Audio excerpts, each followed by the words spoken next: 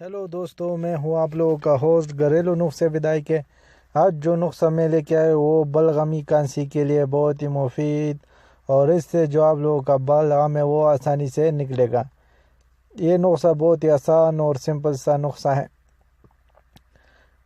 اگر گاجروں کا آپ لوگوں نے جو رس نچوڑا ہوا ہو اس میں مصری ملا کر آپ لوگ پکائیے، اور بطور چٹنی آپ لوگ اور اس میں کالی مرچ کا صفوف ملائیے، تو اس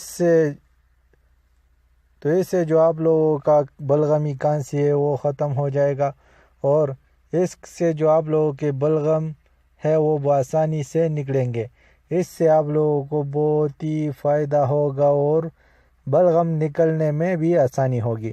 یہ بہت ہی سمپل، آسان اور بہترین نسخہ ہے۔ اور جن لوگوں نے میرا چینل سبسکرائب نہیں کیا وہ چینل کو سبسکرائب کرے، ویڈیو کو لائک کرے، شیئر کرے اپنے دوستوں کے ساتھ، اور بیل کے آئیکن کو دبانا